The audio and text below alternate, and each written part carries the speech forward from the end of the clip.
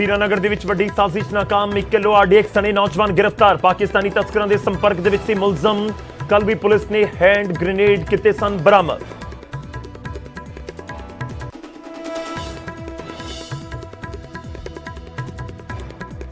ਕੇਂਦਰ ਸਰਕਾਰ ਦੇ ਕੋਲ ਨਹੀਂ ਹੈ ਅੰਦੋਲਨ ਦੌਰਾਨ ਹੋਈਆਂ ਮੌਤਾਂ ਦਾ ਰਿਕਾਰਡ ਖੇਤੀਬਾੜੀ ਮੰਤਰੀ ਨਰਿੰਦਰ ਸਿੰਘ ਤੋਮਰ ਨੇ ਲੋਕ ਸਭਾ ਦੇ ਵਿੱਚ ਦਿੱਤਾ ਲਿਖਤੀ ਜਵਾਬ ਕਿਹਾ ਕੋਈ ਡਾਟਾ ਨਹੀਂ ਇਸ ਲਈ ਮ੍ਰਿਤਕ ਕਿਸਾਨਾਂ ਨੂੰ ਮੁਆਵਜ਼ਾ ਦੇਣ ਦਾ ਨਹੀਂ ਉੱਠਦਾ ਸਵਾਲ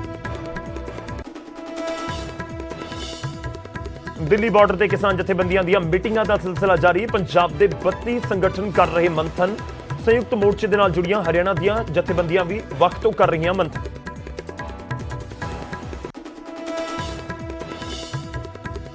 ਮੋਗਾ ਦੌਰੇ ਤੇ ਪਹੁੰਚੇ ਮੁੱਖ ਮੰਤਰੀ ਚੰਨੀ ਬੇਘਰ ਲੋਕਾਂ ਨੂੰ 5-5 ਮਰਲਿਆਂ ਦੇ ਪਲਾਟ ਦਾ ਦੇਣਗੇ ਮਾਲਕਾਨਾ ਹੱਕ ਸਰਕਾਰੀ ਸਕੂਲ ਦੇ ਲਈ ਵੀ ਗ੍ਰਾਂਟ ਦਾ ਕਰਨਗੇ ਐਲਾਨ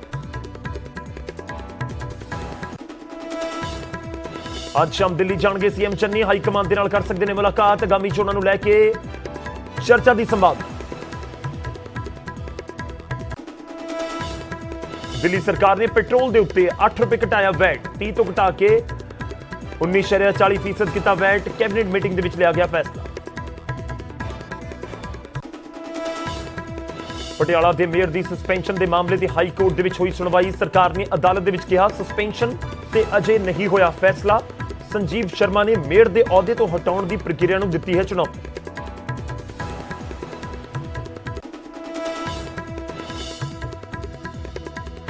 ਸਿੱਖਿਆ ਦੇ ਮਸਲੇ ਤੇ ਪੰਜਾਬ ਅਤੇ ਦਿੱਲੀ ਦੇ ਵਿਚਾਲੇ ਹੋਰ ਤੇਜ਼ ਹੋਈ ਸਿਆਸੀ ਜੰਗ ਮਨੀਸ਼ ਸਿਸੋਦੀਆ ਨੇ ਚਮਕੌਰ ਸਾਹਿਬ ਦੇ ਸਕੂਲਾਂ ਦੇ ਵਿੱਚ ਮਾਰਿਆ ਛਾਪਾ ਤਾਂ ਕੇਜਰੀਵਾਲ ਬੋਲੇ ਸਾਬਤ ਹੋਇਆ ਪੰਜਾਬ ਦੇ ਸਕੂਲਾਂ ਦਾ ਹੈ ਮਾੜਾ ਹਾਲ ਅੰਮ੍ਰਿਤਸਰ ਦੇ ਵਿੱਚ ਮਹਿਲਾ ਹੈਲਥ ਵਰਕਰਾਂ ਦਾ ਹੱਲਾ ਬੋਲ ਡਿਪਟੀ ਸੀਐਮ ਓਪੀ ਸੋਨੀ ਦੀ ਰਿਹਾਇਸ਼ ਘੇਰਨ ਦੀ ਤਿਆਰੀ ਪੁਲਿਸ ਨੇ ਰਿਹਾਇਸ਼ ਦੇ ਬਾਹਰ ਕੀਤੀ ਹੈ ਬੈਰੀਕੇਡਿੰਗ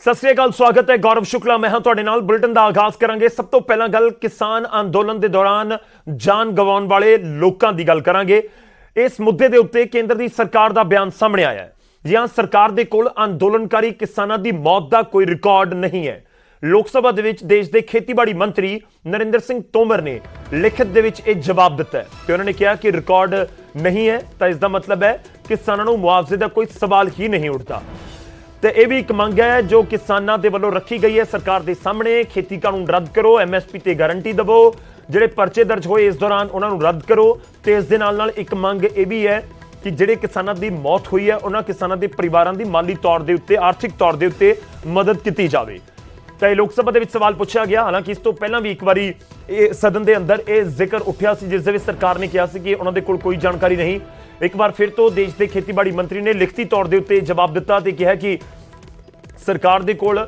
ਕੋਈ ਐਸਾ ਰਿਕਾਰਡ ਨਹੀਂ ਹੈ ਜਿਸ ਦੇ ਵਿੱਚ ਕੋਈ ਮੈਂਸ਼ਨ ਹੋਵੇ ਕਿ ਅੰਦੋਲਨ ਦੇ ਦੌਰਾਨ ਇਹਨਾਂ ਨੇ ਆਪਣੀ ਜਾਨ ਗਵਾਈ ਹੈ ਤਾਂ ਇਸ ਕਰਕੇ ਜਦੋਂ ਕੋਈ ਰਿਕਾਰਡ ਨਹੀਂ ਹੈ ਤਾਂ ਇਸ ਕਰਕੇ ਕਿਸੇ ਤਰ੍ਹਾਂ ਦੇ ਕੋਈ ਮੁਆਵਜ਼ੇ ਦਾ ਵੀ ਸਵਾਲ ਨਹੀਂ ਉੱਠਦਾ ਹੈ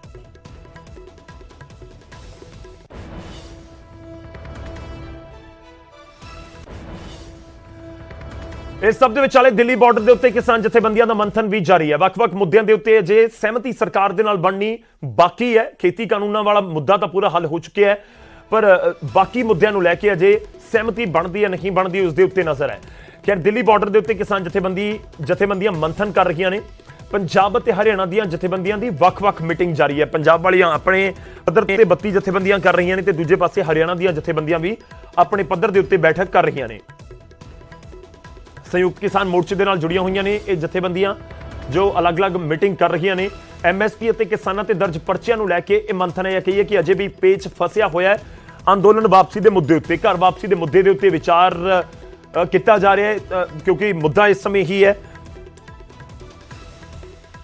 ਤੇ ਤੀਜਾ ਦਿਨ ਲਗਾਤਾਰ ਹੈ ਜਦੋਂ ਪੰਜਾਬ ਦੀਆਂ ਜਥੇਬੰਦੀਆਂ ਬੈਠ ਰਹੀਆਂ ਹੋਣ ਗੱਲਬਾਤ ਕਰ ਰਹੀਆਂ ਹੋਣ ਇਹ ਲਗਾਤਾਰ ਅਸੀਂ ਵੀ ਜ਼ਿਕਰ ਕਰ ਰਹੇ ਹਾਂ ਕਿ ਜਦੋਂ ਪੰਜਾਬ ਦੇ ਆਗੂਆਂ ਦੇ ਬਿਆਨ ਸੁਣੋ ਤੁਸੀਂ ਪਿਛਲੇ ਕੁਝ ਦਿਨਾਂ ਦੇ ਵਿੱਚ ਖੇਤੀ ਕਾਨੂੰਨ ਵਾਪਸੀ ਵਾਲੇ ਐਲਾਨ ਤੋਂ ਬਾਅਦ ਤੋਂ ਪੰਜਾਬ ਦੀਆਂ ਜਥੇਬੰਦੀਆਂ ਦੇ ਬਿਆਨ ਸਾਫ਼ ਸੰਕੇਤ ਨੇ ਜ਼ਿਆਦਾਤਰ ਆਗੂਆਂ ਦੇ ਸਾਫ਼ ਸੰਕੇਤ ਨੇ ਕਿ ਉਹ ਕਿਸਾਨ ਅੰਦੋਲਨ ਜਿਹੜਾ ਵਿੜਿਆ ਗਿਆ ਸੀ ਉਸ ਨੂੰ ਖਤਮ ਕਰਨ ਦੇ ਪੱਖ ਦੇ ਵਿੱਚ ਨੇ ਜਦਕਿ ਪੰਜਾਬ ਤੋਂ ਬਾਹਰ ਵਾਲੀਆਂ ਜਥੇਬੰਦੀਆਂ ਅਜਿਹਾ ਕੋਈ ਫੈਸਲਾ ਲੈਣ ਦੇ ਬਹੁਤੇ ਪੱਖ ਦੇ ਵਿੱਚ ਨਜ਼ਰ ਫਿਲਹਾਲ ਨਹੀਂ ਆਈਆਂ ਨੇ। ਤਾਂ ਅੱਜ ਵੱਖ-ਵੱਖ ਤੌਰ ਦੇ ਉੱਤੇ ਮੀਟਿੰਗ ਹੈ। ਖਾਸ ਇਹ ਵੀ ਹੈ ਕਿ ਪਿਛਲੇ 48 ਘੰਟੇ ਦਾ ਅਪਡੇਟ ਦੇਖੀਏ ਤਾਂ ਜਦੋਂ ਐਸਕੇਐਮ ਦੀ ਮੀਟਿੰਗ ਪਹਿਲਾਂ 4 ਤਰੀਕ ਨੂੰ ਸੱਦੀ ਗਈ ਸੀ ਤਾਂ ਉਸ ਤੋਂ ਬਾਅਦ ਇੱਕ 32 ਜਥੇਬੰਦੀਆਂ ਵਾਲੀ ਮੀਟਿੰਗ ਸੋਮਵਾਰ ਨੂੰ ਹੋਈ ਪੰਜਾਬ ਦੀਆਂ, ਤੇ ਉਸ ਤੋਂ ਬਾਅਦ ਅਨਾਉਂਸ ਕੀਤਾ ਗਿਆ ਕਿ 1 ਤਰੀਕ ਨੂੰ ਯਾਨੀ ਅੱਜ ਐਸਕੇਐਮ ਦੀ ਮੀਟਿੰਗ ਹੋਵੇਗੀ, ਉਸ ਦੇ ਵਿੱਚ ਆਖਰੀ ਫੈਸਲਾ ਲਿਆ ਜਾਵੇਗਾ। ਪਰ ਐਸਕੇਐਮ ਦੀ ਮੀਟਿੰਗ ਅੱਜ ਨਹੀਂ ਹੋਈ। ਐਸਕੇਐਮ ਦੇ ਵੱਲੋਂ ਬਿਆਨ ਜਾਰੀ ਕਰ ਦਿੱਤਾ ਗਿਆ ਕਿ ਸਾਡੀ ਮੀਟਿੰਗ ਤੈਅ ਪ੍ਰੋਗਰਾਮ ਦੇ ਮੁਤਾਬਕ ਹੋਵੇਗੀ। ਮੀਟਿੰਗ 4 ਦਸੰਬਰ ਨੂੰ ਸੱਦੀ ਗਈ ਹੈ, ਸ਼ਨੀਵਾਰ ਨੂੰ, ਉਸ ਦਿਨ ਹੀ ਮੀਟਿੰਗ ਹੋਵੇਗੀ।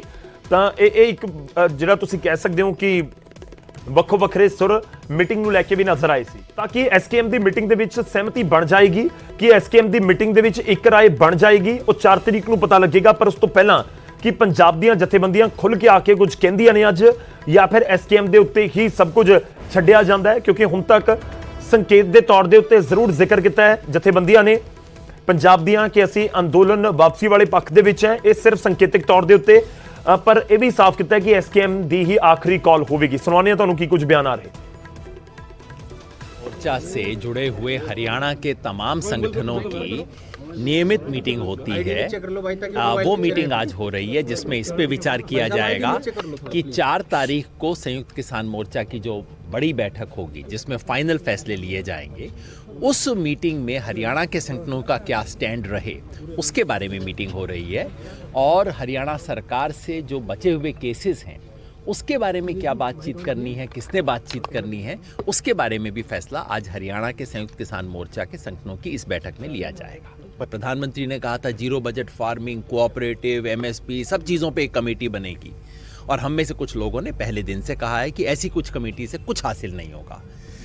संयुक्त किसान मोर्चा की मांग रही है कि एमएसपी को एक कानूनी अधिकार बनाया जाए।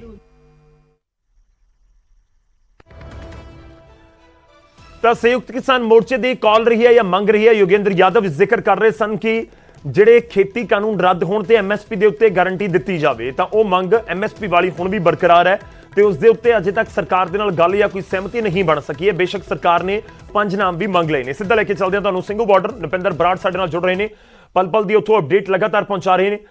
ਨੁਪਿੰਦਰ, ਕੀ ਕੁਝ ਤੁਹਾਡੇ ਕੋਲ ਇਸ ਸਮੇਂ ਜਾਣਕਾਰੀ? ਵੱਖ-ਵੱਖ ਮੀਟਿੰਗਾਂ ਸੰਯੁਕਤ ਕਿਸਾਨ ਮੋਰਚੇ ਦੀ ਪਹਿਲਾਂ ਜਾਣਕਾਰੀ ਆਈ ਕਿ 1 ਤਰੀਕ ਯਾਨੀ ਕਿ ਅੱਜ ਮੀਟਿੰਗ ਹੋਣੀ ਸੀ, ਉਹ ਨਹੀਂ ਹੋਈ, 4 ਤਰੀਕ ਨੂੰ ਹੀ ਮੀਟਿੰਗ ਹੋਏਗੀ। ਕੀ ਕੁਝ ਇਸ ਸਮੇਂ ਉੱਥੇ ਮਾਹੌਲ ਹੈ? ਜਿਹੜੇ ਉੱਥੇ ਕਿਸਾਨ ਪ੍ਰਦਰਸ਼ਨ ਕਰਨ ਪਹੁੰਚੇ ਹੋਏ ਨੇ ਉਹ ਕੀ ਕਹਿ ਰਹੇ ਨੇ? ਮੈਂ ਨੁਪਿੰਦਰ ਦਾ ਰੁਖ ਕਰਾਂਗਾ, ਪਰ ਉਸ ਤੋਂ ਪਹਿਲਾਂ ਇੱਕ ਵਾਰੀ ਫਿਰ ਤੋਂ ਆਪਣੇ ਦਰਸ਼ਕਾਂ ਨੂੰ ਦੱਸ ਦਈਏ ਕਿ ਜਿਹੜੀ ਇਸ ਸਮੇਂ ਮੀਟਿੰਗਾਂ ਨੇ ਉਹ ਕਿਹੜੀਆਂ-ਕਿਹੜੀਆਂ ਜਾਰੀ ਨੇ। ਇੱਕ ਮੀਟਿੰਗ ਹੈ ਪੰਜਾਬ ਦੀਆਂ ਜਥੇਬੰਦੀਆਂ, ਜੋ ਪੰਜਾਬ ਦੀਆਂ 32 ਜਥੇਬੰਦੀਆਂ ਨੇ। ਤੁਸੀਂ ਇਹ ਵੀ ਕਹਿ ਸਕਦੇ ਹੋ ਕਿ ਇਸ ਅੰਦੋਲਨ ਦੀ ਸ਼ੁਰੂਆਤ ਇਹਨਾਂ ਜਥੇਬੰਦੀਆਂ ਦੇ ਜ਼ਰੀਏ ਹੀ ਹੋਈ ਹੈ। ਪੰਜਾਬ ਤੋਂ ਹੀ ਇਸ ਅੰਦੋਲਨ ਦੀ ਸ਼ੁਰੂਆਤ ਹੋਈ ਹੈ, ਫਿਰ ਉਸ ਤੋਂ ਬਾਅਦ ਹਰਿਆਣਾ ਨਾਲ ਜੁੜਦਾ ਗਿਆ, ਫਿਰ ਉੱਤਰ ਪ੍ਰਦੇਸ਼ ਦੇ ਕਿਸਾਨ ਆ ਗਏ ਜਾਂ ਦੇਸ਼ ਦੇ ਹੋਰ ਵੱਖ-ਵੱਖ ਹਿੱਸਿਆਂ ਤੋਂ ਵੀ ਕਿਸਾਨ ਜਥੇਬੰਦੀਆਂ ਦਾ ਸਾਥ ਮਿਲਿਆ ਤੇ ਉਹਨਾਂ ਦੀ ਗਿਣਤੀ ਤਾਂ ਸੈਂਕੜਿਆਂ ਦੇ ਵਿੱਚ ਹੋ ਗਈ। ਪਰ ਪੰਜਾਬ ਦੀਆਂ ਜਥੇਬੰਦੀਆਂ ਤੁਸੀਂ ਕਹਿ ਸਕਦੇ ਹੋ ਕਿ ਮੁੱਢ ਉਹਨਾਂ ਦੇ ਵੱਲੋਂ ਹੀ ਬੰਨਿਆ ਗਿਆ, ਤੇ ਜੇ ਅੰਦੋਲਨ ਕਰੀਬ 1 ਸਾਲ ਚੱਲਿਆ ਤਾਂ ਉਸ ਦੇ ਵਿੱਚ ਇੱਕ ਵੱਡਾ ਰੋਲ ਪੰਜਾਬ ਦੀਆਂ ਜਥੇਬੰਦੀਆਂ ਦਾ ਹੀ ਰਿਹਾ ਹੈ।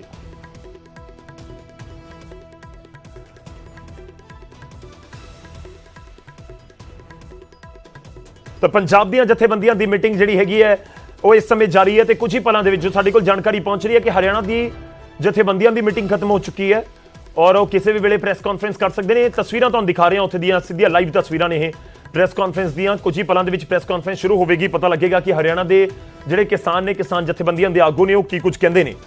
ਉਹਨਾਂ ਦੇ ਉੱਤੇ ਤਾਂ ਜ਼ਰੂਰ ਨਜ਼ਰ ਹਰ ਕਿਸੇ ਦੀ ਹੈਗੀ ਹੈ ਇਸ ਸਮੇਂ, ਤੇ ਉਹ ਤਸਵੀਰ ਵੀ ਅਸੀਂ ਤੁਹਾਡੇ ਤੱਕ ਪਹੁੰਚਾ ਰਹੇ ਹਾਂ। ਪਹਿਲੀ ਤਸਵੀਰ ਜਿਹੜੀ ਤੁਸੀਂ ਟੀਵੀ ਸਕਰੀਨ ਦੇ ਉੱਤੇ ਦੇਖ ਰਹੇ ਹੋ, ਇੱਕ ਪਾਸੇ ਤਾਂ 1/8 ਦੀ ਤਸਵੀਰ ਹੈ, ਉਹ ਪੁਰਾਣੀ ਤਸਵੀਰ ਹੈ, ਅਤੇ ਜਿਹੜੀ ਦੂਜੇ ਵਾਲੇ ਪਾਸੇ ਦੇਖ ਰਹੇ ਹੋ ਤੁਸੀਂ ਤਸਵੀਰ, ਪਹਿਲੀ ਤਸਵੀਰ ਜਿੱਥੇ ਕੁਝ ਕਿਸਾਨ ਆਗੂ ਖੜੇ ਹੋਏ ਨੇ, ਲਾਈਵ ਤਸਵੀਰ ਹੈ ਇਸ ਸਮੇਂ ਸਿੰਘੂ ਬਾਰਡਰ ਤੋਂ, ਜਿੱਥੇ ਕੁਝ ਹੀ ਪਲਾਂ ਦੇ ਵਿੱਚ ਇੱਕ ਪ੍ਰੈਸ ਕਾਨਫਰੰਸ ਸ਼ੁਰੂ ਹੋਣ ਜਾ ਰਹੀ ਹੈ। पूरी नहीं होगी तो जब तक डिस्कशन होगा या कमेटी फॉर्म होगी, क्या तब तक आंदोलन ऐसे ही चलता रहेगा? लोग ऐसे नहीं, ऐसे नहीं। 4 को हमारी मीटिंग है संयुक्त मोर्चे की, उसमें हम सहमति बनाने की कोशिश करेंगे, सभी सहमति से चलेंगे। किस चीज़ की सहमति बनाने की सहमति कोशिश हम तो पंजाब वाले कोशिश करेंगे कि इसका मोड चेंज कर दो, सभी सीटों में जाकर बीजेपी के खिलाफ प्रचार करो, जिसने इतना हमारे किसान शहीद कर दिए हैं, लखीमपुर खीरी में शहीद कर दिए हैं, किसानों पर पर्चे दर्ज कर दिए हैं और उनका मुआवजा देने को तैयार नहीं है, यादगार बनाने को तैयार नहीं है। अगर बीजेपी हार जाएगी तो इसमें से बहुत से मसले वैसे सेट हो जाएंगे। तो जी अगर हम जहाँ बैठे रहेंगे तो वहाँ वो तो खुले प्रचार कर रहे हैं, हम जहाँ बैठे रहे हैं तो वहाँ रैली कौन करेगा? उनको हराने के लिए कोशिश करनी चाहिए। अच्छा, एक आखिरी कि आपका निजी विचार क्या है कि आंदोलन चल अभी हटाना चाहिए या कैसे करना चाहिए? हमारी ऑर्गेनाइजेशन नहीं, पंजाब की ज़्यादा ऑर्गेनाइज ये विचार है कि आंदोलन का ढंग बदल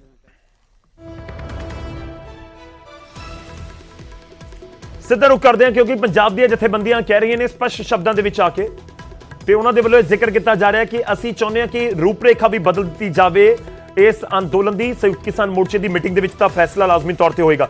ਰੁਖ ਕਰਦੇ ਹਾਂ, ਨਿਪਿੰਦਰ ਬਰਾੜ ਸਾਡੇ ਨਾਲ ਜੁੜ ਚੁੱਕੇ ਨੇ। ਨਿਪਿੰਦਰ, ਕੀ ਕੁਝ ਤੁਹਾਡੇ ਕੋਲ ਅਪਡੇਟ? ਹਰਿਆਣਾ ਵਾਲੀ ਜਥੇਬੰਦੀਆਂ ਦੀ ਮੀਟਿੰਗ ਖਤਮ ਹੋ ਗਈ?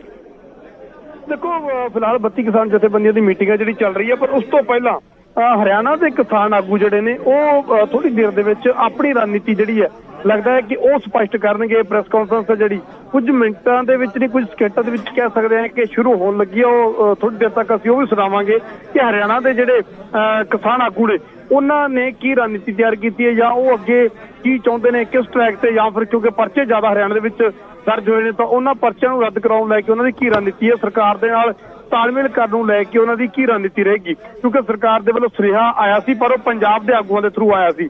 ਹਰਿਆਣਾ ਦੇ ਕਿਸਾਨ ਆਗੂ ਕਹਿ ਰਹੇ ਸੀ ਕਿ ਸਾਡੇ ਨਾਲ ਸਿੱਧਾ ਕੋਈ ਸੰਪਰਕ ਨਹੀਂ ਕੀਤਾ ਗਿਆ। ਤਾਂ ਥੋੜੀ ਦੇਰ ਤੱਕ ਜਿਹੜੀ ਪ੍ਰੈਸ ਕਾਨਫਰੰਸ ਉਹ ਸਟਾਰਟ ਹੋਵੇਗੀ ਹਰਿਆਣਾ ਦੇ ਆਗੂਆਂ ਦੀ। ਪੰਜਾਬ ਦੀਆਂ ਜਿਹੜੀਆਂ 32 ਕਿਸਾਨ ਜਥੇਬੰਦੀਆਂ ਨੇ ਉਹਨਾਂ ਦੀ ਵੱਖਰੀ ਮੀਟਿੰਗ ਹੈ ਜਿਹੜੀ ਉਹ ਅਲੱਗ ਤੋਂ ਚੱਲ ਰਹੀ ਆ। ਪਰ ਉਸ ਮੀਟਿੰਗ ਦੇ ਵਿੱਚ ਕਹਿ ਸਕਦੇ ਹਾਂ ਕਿ ਸਾਰੀਆਂ ਚੀਜ਼ਾਂ ਤੇ ਅੱਜ ਵਿਚਾਰ ਚਰਚਾ ਕੀਤੀ ਜਾਣੀ ਹੈ ਕਿ ਹਰਿਆਣਾ ਸਰਕਾਰ ਨੇ ਪ੍ਰਪੋਜ਼ਲ ਦਿੱਤਾ, ਕੇਂਦਰ ਨੇ 5 ਨਾਮ ਮੰਗੇ ਨੇ MSP ਕਮੇਟੀ ਦੇ ਲਈ, ਔਰ ਜਿਹੜਾ ਬਾਕੀ ਚੀਜ਼ਾਂ ਜਿਹੜਾ ਹੁਣ ਤੱਕ ਦੀ ਜਿਹੜੀ ਸਥਿਤੀ ਆ ਉਹ ਸਾਰੀ ਸਥਿਤੀ ਨੂੰ ਲੈ ਕੇ ਚਰਚਾ ਹੋਵੇਗੀ। ਚਰਚਾ ਤੋਂ ਬਾਅਦ ਲੱਗਦਾ ਹੈ ਕਿ ਅੱਗੇ ਦੀ ਰਣਨੀਤੀ ਤਿਆਰ ਹੋਵੇਗੀ, ਅੱਗੇ ਦਾ ਫੈਸਲਾ ਲਿਆ ਜਾਵੇਗਾ। ਹਾਲਾਂਕਿ ਜਿਹੜਾ ਆਖਰੀ ਫੈਸਲਾ ਉਹ ਸੰਯੁਕਤ ਕਿਸਾਨ ਮੋਰਚਾ 4 ਦਸੰਬਰ ਨੂੰ ਕਰੇਗਾ, ਪਰ ਉਸ ਤੋਂ ਪਹਿਲਾਂ ਪੰਜਾਬ ਦੀਆਂ ਜਥੇਬੰਦੀਆਂ ਜਿਹੜੀਆਂ ਨੇ ਉਹ ਆਪਣੀ ਅੰਦਰੂਨੀ ਰਣਨੀਤੀ ਜਿਹੜੀਆਂ ਨੇ ਉਹ ਤਿਆਰ ਕਰ ਰਹੀਆਂ ਨੇ। ਜੀ ਠੀਕ ਹੈ, ਤਾਂ ਪ੍ਰੈਸ ਕਾਨਫਰੰਸ ਹੁਣ ਬਕਾਇਦਾ ਕਰਨਗੇ ਹਰਿਆਣਾ ਵਾਲੇ ਵੀ? ਕਹਿੰਦੇ ਦੇ ਸਕਿੰਟਾਂ ਦੇ ਵਿੱਚ ਜਿਹੜੀ ਪ੍ਰੈਸ ਕਾਨਫਰੰਸ ਹਰਿਆਣਾ ਦੀ ਉਹ ਸ਼ੁਰੂ ਹੋਵੇਗੀ ਔਰ ਉਹ ਵੀ ਅਸੀਂ ਸਾਡੇ ਦਰਸ਼ਕਾਂ ਤੱਕ ਲਾਈਵ ਪਹੁੰਚਾਵਾਂਗੇ। ਫਿਲਹਾਲ ਜਿਹੜੀ ਤਿਆਰੀ ਚੱਲ ਰਹੀ ਹੈ, ਆਗੂ ਜਿਹੜੇ ਆਪਸ ਵਿੱਚ ਚਰਚਾ ਕਰ ਰਹੇ ਨੇ ਔਰ ਚਰਚਾ ਤੋਂ ਬਾਅਦ ਹਰਿਆਣਾ ਦੇ ਆਗੂ ਜਿਹੜੇ ਨੇ ਮੀਡੀਆ ਦੇ ਸਾਹਮਣੇ ਆਉਣਗੇ ਔਰ ਪੂਰੀ ਰਣਨੀਤੀ ਲੱਗਦਾ ਹੈ ਕਿ ਉਹ ਵਿਸਤਾਰ ਸਹਿਤ ਜਾਣਕਾਰੀ ਦੇਣਗੇ ਤਾਂ ਕਿ ਸਥਿਤੀ ਸਪਸ਼ਟ ਹੋ ਸਕੇ ਕਿ ਜਿਹੜਾ ਹਰ ਰੋਜ਼ ਇਸ ਤਰ੍ਹਾਂ ਦੀਆਂ ਸੰਭਾਵਨਾਵਾਂ ਜਤਾਈਆਂ ਜਾਂਦੀਆਂ ਨੇ, ਹਰ ਰੋਜ਼ ਇਸ ਤਰ੍ਹਾਂ ਦੇ ਅੰਦਾਜ਼ੇ ਲਾਏ ਜਾਂਦੇ ਨੇ ਕਿ ਅੱਜ ਇਹ ਫੈਸਲਾ ਹੋ ਸਕਦਾ ਹੈ, ਕੱਲ੍ਹ ਇਹ ਫੈਸਲਾ ਹੋ ਸਕਦਾ ਹੈ, ਅੱਜ ਦੀ ਮੀਟਿੰਗ ਦੇ ਵਿੱਚ ਫਾਈਨਲ ਫੈਸਲਾ ਹੋ ਸਕਦਾ। ਉਹਨਾਂ ਸਾਰੀਆਂ ਜਿਹੜੀਆਂ ਸੰਭਾਵਨਾਵਾਂ ਨੇ ਉਹਨਾਂ ਤੇ ਲੱਗਦਾ ਹੈ ਕਿ ਉਹਨਾਂ ਸੰਭਾਵਨਾਵਾਂ ਦਾ ਸਪਸ਼ਟੀਕਰਨ ਜਾਂ ਉਹਨਾਂ ਸੰਭਾਵਨਾਵਾਂ ਨੂੰ ਲੈ ਕੇ ਸਪਸ਼ਟ ਰੁਖ ਹੈ ਜਿਹੜਾ ਉਹ ਦੱਸਣਗੇ ਅੱਜ ਹਰਿਆਣਾ ਦੇ ਆਗੂ ਹੁਣ ਤੋਂ ਥੋੜੀ ਦੇਰ ਬਾਅਦ। ਉਸ ਤੋਂ ਬਾਅਦ ਪੰਜਾਬ ਦੀਆਂ ਜਥੇਬੰਦੀਆਂ ਦੀ ਮੀਟਿੰਗ ਹੈ ਜਿਹੜੀ ਉਹ ਉਸੇ ਤਰ੍ਹਾਂ ਜਾਰੀ ਰਹੇਗੀ ਔਰ ਉਸ ਮੀਟਿੰਗ ਦੇ ਵਿੱਚ ਕੀ ਫੈਸਲਾ ਹੁੰਦਾ ਉਹ ਵੀ ਥੋੜੀ ਦੇਰ ਤੱਕ ਜਿਹੜਾ ਹੈਗਾ ਸਪਸ਼ਟ ਹੋਵੇਗਾ। ਜੀ ਠੀਕ ਹੈ, ਸ਼ੁਕਰੀਆ, ਧੰਨਵਾਦ। ਤੁਸੀਂ ਨਜ਼ਰ ਬਣਾਏ ਰੱਖੋ। ਰੁਪਿੰਦਰ, ਤਸਵੀਰਾਂ ਸਾਡੇ ਤੱਕ ਪਹੁੰਚ ਰਹੀਆਂ ਨੇ, ਲਾਈਵ ਤਸਵੀਰਾਂ, ਤੇ ਜਿਵੇਂ ਪ੍ਰੈਸ ਕਾਨਫਰੰਸ ਸ਼ੁਰੂ ਹੁੰਦੀ ਹੈ ਅਸੀਂ ਆਪਣੇ ਦਰਸ਼ਕਾਂ ਤੱਕ ਪਹੁੰਚਾਵਾਂਗੇ ਕਿ ਆਖਿਰ ਕੀ ਕੁਝ ਕਿਹਾ ਜਾਂਦਾ ਹੈ। ਤੇ ਤੁਹਾਨੂੰ ਦੱਸ ਦਈਏ ਕਿ ਪੰਜਾਬ ਦੀਆਂ ਜਥੇਬੰਦੀਆਂ ਵੱਖ ਮੀਟਿੰਗ ਕਰ ਰਹੀਆਂ ਨੇ, ਜਿਹੜੀਆਂ ਹਰਿਆਣਾ ਦੀਆਂ ਜਥੇਬੰਦੀਆਂ ਨੇ ਉਹਨਾਂ ਨੇ ਵੱਖ ਤੋਂ ਮੀਟਿੰਗ ਕੀਤੀ ਹੈ।